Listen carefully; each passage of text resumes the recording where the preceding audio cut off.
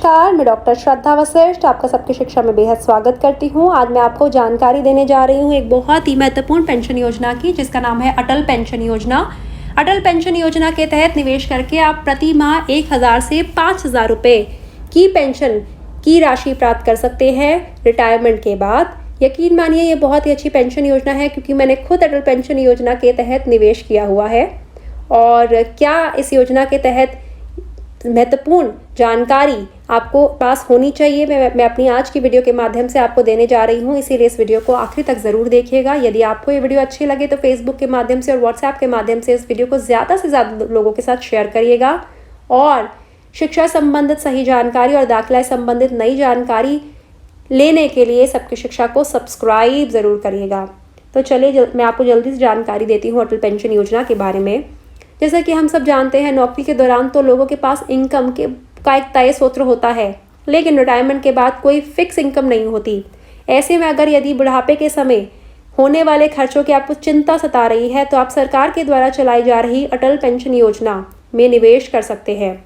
इसके जरिए आप हर महीने करीब 5000 रुपये तक की पेंशन प्राप्त कर सकते हैं।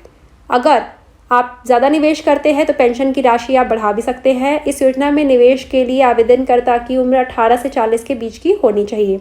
अब आपके लिए जानना बहुत ज़रूरी है कि अटल पेंशन योजना है क्या। एक ऐसी स्कीम है जिसे कम आय वर्ग वालों को ध्यान में रखकर लॉन्च किया गया है।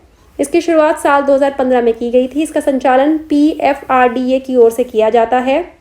इसमें व्यक्ति 60 साल के बाद एक तय रकम बतौर पेंशन पा सकते हैं। स्कीम के तहत सब्सक्राइबर यानी जिन्होंने निवेश किया है 60 साल के होने के बाद 1000 से 5000 रुपये के बीच पेंशन मिलती है।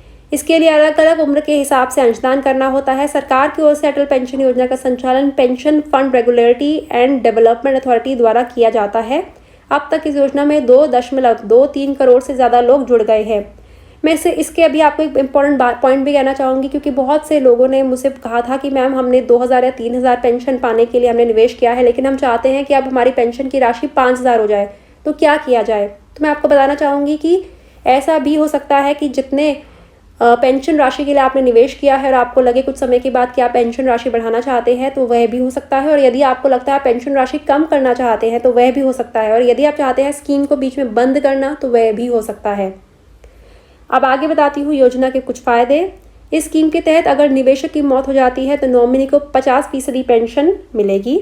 दूसरा, इस स्कीम में अलग अलग उम्र से और पेंशन स्लैब के हिसाब से आंशिक योगदान करना होता है। यदि कोई 18 वर्ष में इस 18 वर्ष की उम्र में स्कीम से जुड़ता है तो 42 रुपये से 210 रुपये तक प्रति माह निवेश करना होता है। यदि कोई 40 वर्ष के आसपास की उम्र में आवेदन करता है तो उसे 291 रुपये से लेकर 1454 रुपये प्रति माह निवेश करना होता है। और इसमें नियमित रूप से 60 वर्ष तक की आयु तक पैसा जमा करवाना होता है। और इसके तहत निवेशक मंथली, क्वार्टरली, 6 मंथली की अवधि में निवेश कर सकते हैं। इसमें ऑटो डेबिट की भी सुविधा होती है। ऑटो डेबिट की, जैसे कि मैंने अब ऑटो डेबिट अपने अकाउंट में सुविधा ली हुई है कि प्रति माह जो मेरे अकाउंट से पैसे जाते हैं वो ऑटो डेबिट हो जाते हैं। मैं ये मेक श्योर करती हूँ कि मेरे अकाउंट में सफिशिएंट बैलेंस हो, ताकि जब ऑटो डेबिट हो तो मेरे अकाउंट में ज़्यादा पैसे कम ना हो, या फिर ऐसे ऑटो डेबिट हो तो ऐसा ना हो कि मंथली वो जो हमें जो निवेश करना है, मासिक निवेश करना है, उतने पैसे ना ही हैं। तो इसलिए आपको मेक श्योर करना है कि आपका बैलेंस अप्रोप्रिएट है। और आवेदन कैसे करना है? इसका आवेदन करने के लिए आप अटल पेंशन योजना की वेबसाइट पर क्लिक करें, वहाँ आधार कार्ड की डिटेल भरकर सबमिट करें।